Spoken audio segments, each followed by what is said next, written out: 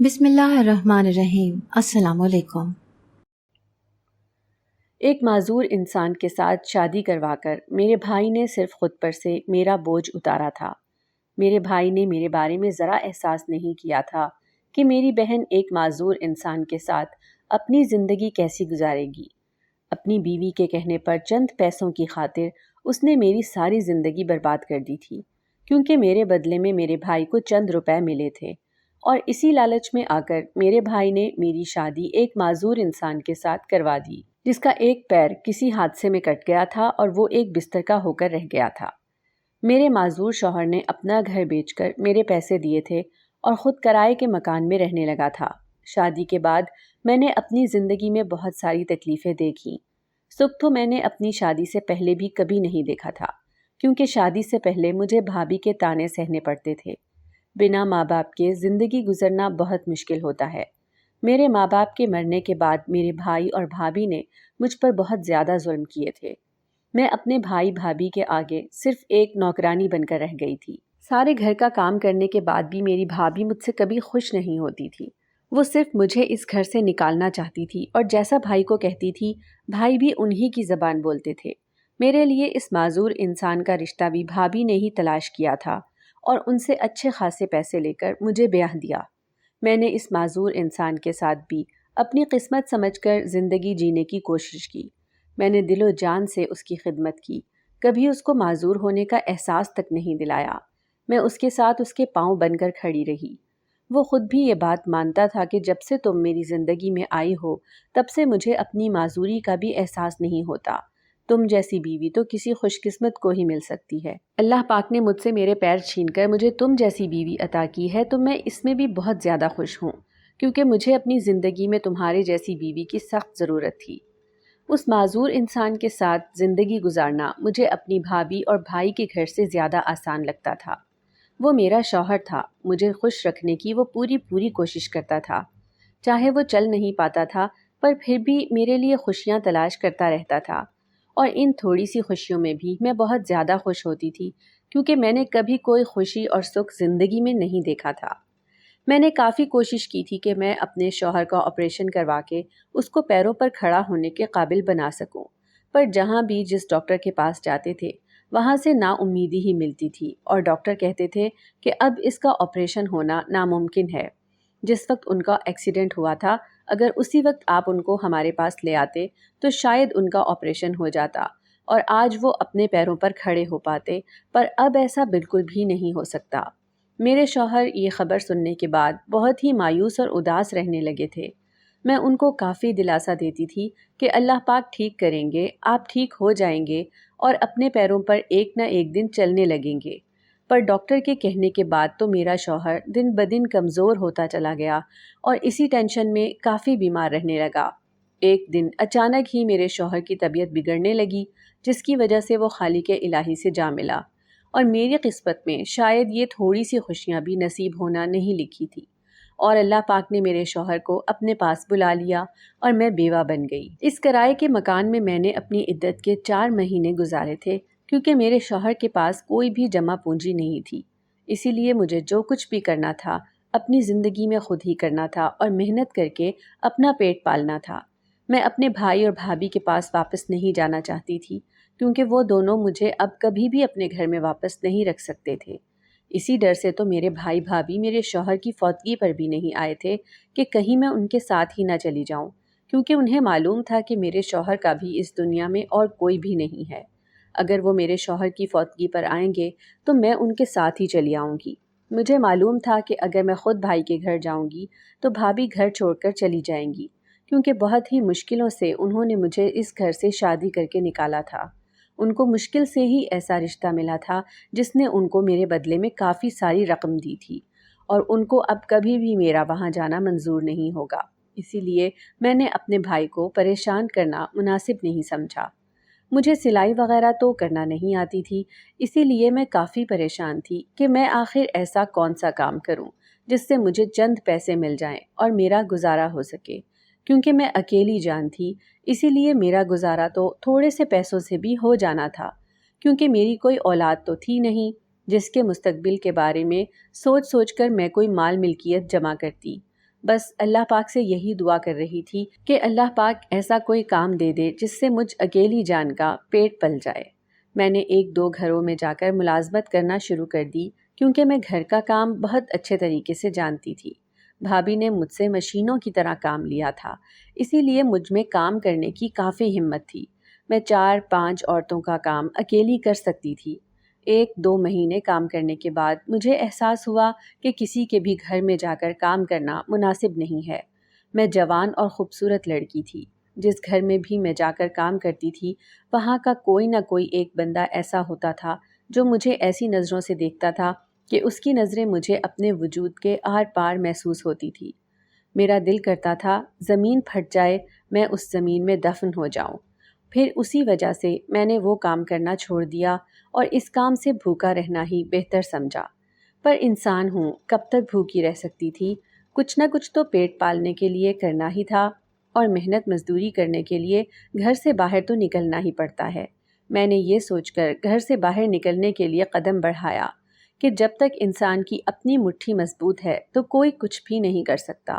اس دنیا کی ظالم نظروں کا سامنا مجھے کرنا ہی پڑے گا اور اپنی نظروں کے وار سے ان کو ہرانا ہی پڑے گا۔ یہ سوچ کر میں نے گھر سے باہر تھوڑا دور ایک جیل روڈ پر کھانے کا اسٹال لگایا، کیونکہ میں بہت ہی اچھا لذیذ کھانا بناتی تھی تو مجھے اس بات کا یقین تھا کہ میرا یہ کام ضرور چلے گا۔ میں نے 2-2.5 مہینے ملازمت کر کے جو بھی پیسے جمع کیے تھے اس سے میں نے اسٹال کا سامان خریدا اور یہ کام شروع کر دیا۔ میرے اس کام سے تو کافی لوگوں کو سہولت ہو گئی تھی، کیونکہ لوگوں کو اب گھر میں کھانا بنانے کی بھی ضرورت نہیں پڑتی تھی۔ میرا کھانا اتنا لذیذ اور مزیدار ہوتا تھا کہ لوگ گھر کے لیے بھی مجھ سے ہی کھانا بنواتے اور لے جاتے تھے۔ میں اس کام میں بہت زیادہ مصروف رہتی تھی۔ صبح کو سویرے اٹھ جاتی تھی اور رات کو کافی دیر بھی ہو جاتی تھی۔ اکیلی عورت تھی تو ٹائم کے ساتھ گھر بھی جانا چاہتی تھی، پر کبھی کبھار دیر ہو ہی جاتی تھی۔ صبح کو سویرے اٹھنا، منڈی میں جا کر سبزیاں خریدنا اور پھر کاٹنا، پھر کھانا بنانا، کافی زیادہ محنت لگتی تھی، پر مجھے اس کام میں مزہ بہت آتا تھا، کیونکہ میرا شوق بھی پورا ہو رہا تھا کھانا بنانے کا، کیونکہ مجھے بچپن سے ہی بہت زیادہ شوق تھا اور میری ضرورت بھی پوری ہو رہی تھی اس کام کی وجہ سے، تو میرے حالات کافی بہتر ہو گئے تھے۔ میرا اسٹال دن بدن مشہور ہوتا جا رہا تھا اور میرا کھانا ہمارے شہر سے اب دوسرے شہر بھی جا رہا تھا۔ مجھے کافی سارے آرڈرز ملتے تھے، کیونکہ میرا کھانا وہاں کے آس پاس میں جو بھی آفیسز تھے ان میں بھی جاتا تھا اور ہسپتالوں میں بھی میرا کھانا بہت ہی پسند کیا جاتا تھا۔ میرے اسٹال پر اب ہر وقت رش ہی لگا رہتا تھا۔ میں اکیلی ہی کام کرنے والی تھی، اسی لیے ٹائم بہت لگ جاتا تھا۔ کھانا بنانے کے چکر میں کبھی کبھار تو میں خود کھانا کھانا بھی بھول جاتی تھی۔ کھانا کھانے کا ٹائم تک میرے پاس نہیں ہوتا تھا، کیونکہ میرا کام دن بدن بڑھتا ہی جا رہا تھا۔ اسی لیے میں نے سوچا تھا کہ کچھ ہی دنوں میں 1-2 مزدور اپنی ہیلپ کے لیے رکھ لوں گی۔ ایک دن مجھے ایک آرڈر کافی دیر سے ملا۔ میں نے ان کو کافی منع بھی کیا کہ میں آپ کا آرڈر نہیں لے سکتی، پر وہ میری بات ماننے کے لیے تیار نہیں تھی اور میری کافی منتیں کرنے لگی کہ ہمیں یہ کھانا رات 9 بجے تک چاہیے، کیونکہ میرا گھر تھوڑی دور تھا تو مجھے جانا بھی جلدی پڑتا تھا۔ میں نے ان سے معذرت کی، پر انہوں نے اپنی مجبوری سامنے رکھتے ہوئے مجھے کہا کہ ان کو کھانا ضرور چاہیے۔ میں نے بھی کسی کی مجبوری کے بارے میں سوچ کر وہ آرڈر لے لیا اور کھانا بناتے بناتے مجھے کافی دیر لگ گئی۔ جن کا آرڈر تھا وہ لوگ تو 9 بجے کا کہہ کر 10 بجے تک بھی نہیں آئے تھے، اور میں کافی زیادہ پریشان ہو رہی تھی کہ پتہ نہیں وہ لوگ کب آئیں اور اپنا کھانا لے جائیں۔ اتنے میں وہاں پر پولیس آ گئی اور انہوں نے مجھے اپنا اسٹال بند کرنے کے لیے کہا، کیونکہ وہاں پر جیل روڈ پر جو بھی دکانیں اور اسٹال اور ریڑیاں لگی ہوتی تھیں ان کو 8 بجے سے پہلے ہی اپنی دکانیں اور اسٹال بند کرنے کا بولا جاتا تھا، اور سب اپنے ٹائم پر بند کر دیا کرتے تھے۔ میں نے ان کو بتایا بھی تھا کہ کسی کا آرڈر ہے میرے پاس، وہ جیسے ہی کھانا لے جائیں گے تو میں اسٹال بند کر دوں گی، پر وہ کافی غصہ کرنے لگے اور میری بات سمجھ ہی نہیں رہے تھے۔ کافی سارا کھانا تھا، میں ضائع بھی نہیں کر سکتی تھی، تو میں بھی اس پولیس والے کے ساتھ غصہ کرنے لگی کہ آپ اس طرح مجھے یہاں رکنے سے روک نہیں سکتے۔ اس پولیس والے کو میری باتوں پر کافی زیادہ غصہ آ گیا اور اس نے جھوٹے الزام میں مجھے جیل میں ڈالنے کی دھمکی دی۔ میں بھی دھمکی سے کہاں ڈرنے والی تھی۔ میں نے بھی اس کو بول دیا کہ میرا کوئی گناہ یا قصور ہوگا تو آپ مجھے جیل میں ڈالو گے، ایسے آپ مجھے جیل میں نہیں ڈال سکتے۔ وہ مجھے جو بھی بول رہا تھا میں بھی اس کو ویسا ہی جواب دے رہی تھی اور وہ آگ بگولا ہو رہا تھا۔ وہ زبردستی مجھے پکڑ کر لے گیا اور جا کر جیل میں ڈال دیا۔ مجھ بے گناہ کو جیل میں ڈال کر آپ لوگوں کو کچھ بھی حاصل نہیں ہوگا۔ میں نے کافی دیر ان لوگوں کو سمجھایا تھا پر وہ میری ایک بھی بات ماننے کے لیے تیار نہیں تھے۔ 4-5 دن گزر جانے کے بعد ان لوگوں نے خود ہی مجھے جیل سے نکال دیا کیونکہ میرا تو کوئی والی وارث تھا ہی نہیں۔ مجھے چھڑوانے کون آ سکتا تھا؟ 3-4 دن ان لوگوں نے مجھ پر کافی ظلم کیا۔ 2 دن تو ان لوگوں نے مجھے بھوکا پیاسا رکھا تھا اور اتنی تیز گرمی میں اس جیل میں یہ 4 دن کیسے گزر رہے تھے یہ میں ہی سمجھ سکتی تھی۔ وہ پولیس والے کافی ظالم لوگ تھے۔ وہاں جیل میں رہنے والے ہر قیدی پر وہ بہت زیادہ ظلم کرتے تھے۔ کھانا بھی ٹائم پر نہیں دیتے تھے اور پانی بھی پینے کو نہیں دیتے تھے۔ اللہ پاک نے اپنی مہربانی سے میری وہاں سے جان چھڑائی۔ اللہ بھلا کرے اس آفیسر کا جس نے اس پولیس والے کو اس دن اس تھانے سے ٹرانسفر کر کے دوسرے شہر بھیج دیا اور وہاں پر رہنے والے باقی پولیس والوں نے مجھے خود ہی چھوڑ دیا اور انہی کے ذریعے مجھے یہ بات معلوم ہوئی کہ جس پولیس والے نے مجھے زبردستی جیل میں ڈالا تھا وہ اب یہاں سے چلا گیا ہے۔ اس طرح سے میں باہر آ گئی اور جیسے ہی میں باہر آئی تو میرا سٹال وہاں پر موجود نہیں تھا۔ ہر چیز بکھری ہوئی تھی۔ یہ دیکھ کر تو میں کافی پریشان ہونے لگی اور رونے لگی کہ اب پتہ نہیں میرا کیا ہوگا، کس طرح سے پھر میں یہ ساری چیزیں اکٹھی کروں گی، کہاں سے اتنا زیادہ پیسہ آئے گا، کیونکہ یہ بھی میں نے کافی مشکل سے پیسے جمع کر کے سٹال لگایا تھا۔ بہت سارے لوگ تو وہیں پر اس سٹال کے پاس کھڑے ہو کر مجھے گھورے جا رہے تھے کہ پتہ نہیں کس جرم میں یہ عورت جیل سے ہو کر آئی ہے۔ کچھ لوگ کہہ رہے تھے کافی دیر تک راتوں کو سڑک پر سٹال لگا کر کھڑی ہوتی ہے، کس گناہ میں پولیس تمہیں پکڑ کر لے گئی تھی؟ ایسے سوالوں کا جواب میرے پاس جو بھی تھا اس جواب پر کوئی بھی یقین کرنے کے لیے راضی نہیں تھا، اور سب لوگ یہی کہہ رہے تھے کہ ایسے کسی بھی بے گناہ کو پولیس نہیں پکڑتی۔ عورت ذات کو اس طرح رات دیر تک سڑکوں پر نہیں رہنا چاہیے۔ ضرور آپ کی کوئی غلطی ہوگی جس کی وجہ سے آپ جیل میں 4 راتیں گزار کر آئی ہیں۔ سب لوگ اپنی طرف سے باتیں بنائے جا رہے تھے اور میرے پاس کسی بھی قسم کا کوئی جواب نہیں تھا۔ میں بہت پریشان اور گھبرائی ہوئی اکیلی عورت تھی۔ کس کس کو صفائیاں پیش کرتی کہ میرا کوئی بھی گناہ نہیں تھا؟ تو اتنے میں ایک بہت ہی نیک اور رحم دل انسان میری مدد کرنے کے لیے آگے بڑھا۔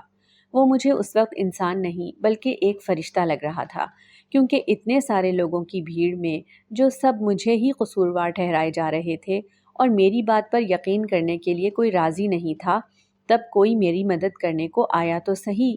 وہ مجھے فرشتہ ہی لگنا تھا، ورنہ آج کل کے دور میں کون کس کی مدد کرتا ہے؟ جس انسان نے میری مدد کی وہ ایک مولوی تھے اور کافی رحم دل تھے۔ وہ مجھے اپنے ساتھ اپنے گھر لے گئے اور مجھے کھانا کھلا کر ایک اکیلے کمرے میں آرام کرنے کے لیے بھیج دیا، کیونکہ ان کو معلوم تھا کہ میں جیل میں 4 راتیں گزار کر آئی تھی تو میں نے ٹھیک طریقے سے آرام تک نہیں کیا تھا اور میں کافی تھکی ہوئی تھی۔ اس کمرے میں جاتے ہی مجھے نیند آ گئی اور کافی سارے گھنٹے گزر جانے کے بعد ہی جب میری آنکھ کھلی تو میری تھکاوٹ اب کافی حد تک دور ہو چکی تھی۔ میں کمرے سے باہر گئی تو وہ مولوی صاحب کمرے کے باہر جو ہال تھا اس میں چارپائی پر بیٹھے ہوئے تھے اور چائے پی رہے تھے۔ مجھے دیکھ کر وہ اپنی بیوی سے کہنے لگے کہ 1 کپ چائے کا اور بھی لے آؤ، اور مجھے وہاں پر بیٹھنے کے لیے کہا۔ انہوں نے مجھ سے میرے متعلق پوچھا کہ میں کون ہوں اور کیا کرتی ہوں۔ میں نے ان کو سب کچھ بتایا کہ میرا شوہر اس دنیا میں نہیں ہے، میں ایک بیوہ عورت ہوں، میرا بھائی ہے جو کہ نہ ہونے کے برابر ہے، اس نے کبھی کسی بھی وقت میں میری خبر تک نہیں لی، میں اس اتنی بڑی دنیا میں اکیلی ہوں اور اس ظالم دنیا میں بہت ہی مشکل سے گزارا ہو رہا ہے۔ میں نے ان کو بتایا کہ میرا ایک سٹال لگا ہوا تھا جو کہ جیل روڈ پر تھا، وہ بھی ایک ظالم پولیس والے نے جس نے مجھے 4 راتیں جیل میں قید کر لیا تھا اسی نے توڑ دیا۔ اب تو میرے پاس کچھ بھی نہیں ہے سوائے پریشانی کے۔ اس نے مجھے چائے کا کپ تھماتے ہوئے کہا کہ بیٹا پریشان نہیں ہونا ہے، اللہ پاک بڑا ہے، وہ سب کے ساتھ ہے، اللہ پاک تمہاری مدد کرے گا اور تمہاری مشکلیں آسان ہو جائیں گی۔ اس مولوی صاحب کی بیوی بہت ہی اچھی خاتون تھی۔ اس نے مجھے کھانا کھلایا اور اپنے کپڑے دیے کہ نہا دھو کر اچھے سے تیار ہو جاؤ۔ مجھے حیرت ہو رہی تھی کہ ان پرائے لوگوں میں کتنی اپنائیت تھی۔ مجھے تو کبھی کسی اپنے نے بھی اتنا پیار نہیں دیا تھا جتنی ہمدردی ان پرائے لوگوں میں تھی۔ میں کھانا کھا کر تیار ہو کر جب وہاں پر فارغ ہو کر بیٹھی تو وہ مولوی صاحب میرے پاس آئے اور انہوں نے جو بات کہی تو میں حیران اور پریشان ہو گئی کہ وہ اس طرح کی بات ایک اجنبی لڑکی کے ساتھ کیسے کر سکتے ہیں۔ انہوں نے مجھے کہا کہ میرا ایک بیٹا ہے جس کی شادی میں تمہارے ساتھ کروانا چاہتا ہوں۔ اگر تمہیں کوئی اعتراض نہیں ہے تو تم میرے بیٹے سے شادی کر لو۔ جیسا کہ تمہارا بھی اس دنیا میں کوئی نہیں ہے تو تمہیں بھی سہارا مل جائے گا اور تمہاری زندگی بھی سنور جائے گی۔ میں بھی لاوارث، یتیم اور بیوہ لڑکی تھی۔ مجھے اس مولوی کی بات صحیح لگی اور میں بھی ان کے بیٹے کے ساتھ شادی کرنے کے لیے راضی ہو گئی، کیونکہ ان لوگوں نے میرا اس وقت ساتھ دیا تھا جس وقت میں خود کو بہت ہی لاچار اور مجبور، بے بس محسوس کر رہی تھی۔ سارے لوگ مجھ پر الزام لگا رہے تھے کہ میں پتہ نہیں کس جرم میں 4 دن جیل گزار کر آئی ہوں۔ لوگوں کے طرح طرح کے الزاموں کا سامنا کرنے کی مجھ میں ذرا سی بھی ہمت نہیں تھی۔ اسی لیے میں نے سوچ لیا کہ اگر یہ لوگ میری جان بھی مانگ لیتے تو میں ذرا سا نہ سوچتی اور اپنی جان بھی حاضر کر لیتی۔ مشکل گھڑی میں کام آنے والا انسان نہیں بلکہ فرشتہ ہی ہوتا ہے، اور میرے لیے بھی یہ لوگ فرشتے سے کم نہیں تھے، تو میں ان کو کیسے منع کر سکتی تھی؟ میں نے اپنی زندگی میں پہلے کبھی بھی اتنے اچھے لوگ نہیں دیکھے تھے، اور میں ان لوگوں کو کھونا نہیں چاہتی تھی کیونکہ میں نے کبھی بھی اپنے ماں باپ کو نہیں دیکھا تھا۔ اس مولوی اور مولوی کی بیوی نے مجھے کافی پیار اور محبت دی تھی۔ میں تو جیسے پیار کے لیے ترسی ہوئی لڑکی تھی، میں ان کی بات کیسے ٹال سکتی تھی؟ اگلے ہی دن اس مولوی صاحب نے میری شادی اپنے بیٹے کے ساتھ کر دی۔ میں اس شادی سے بہت ہی خوش تھی کیونکہ وہ لوگ مجھے بہت پیار اور عزت کے ساتھ رکھ رہے تھے۔ وہ میرا بہت اچھے طریقے سے خیال رکھتے تھے۔ میری ساس نے مجھے گھر میں کبھی کوئی کام نہیں کرنے دیا تھا، وہ سارا کام ملازموں سے کرواتی تھی۔ میں نے تو کبھی اپنی زندگی میں نہیں سوچا تھا کہ میری زندگی میں ایسا سکھ بھی ہو سکتا ہے۔ مجھے ان لوگوں سے کوئی بھی شکایت نہیں تھی، سوائے اس کے کہ میرا شوہر رات کو دیر سے گھر آتا اور صبح کو میرے اٹھنے سے پہلے چلا جاتا۔ میں نے کبھی بھی اپنے شوہر کو نہیں دیکھا تھا کہ وہ دیکھنے میں کیسا ہے۔ وہ رات کے اندھیرے میں آتا اور صبح کی روشنی ہونے سے پہلے ہی چلا جاتا تھا۔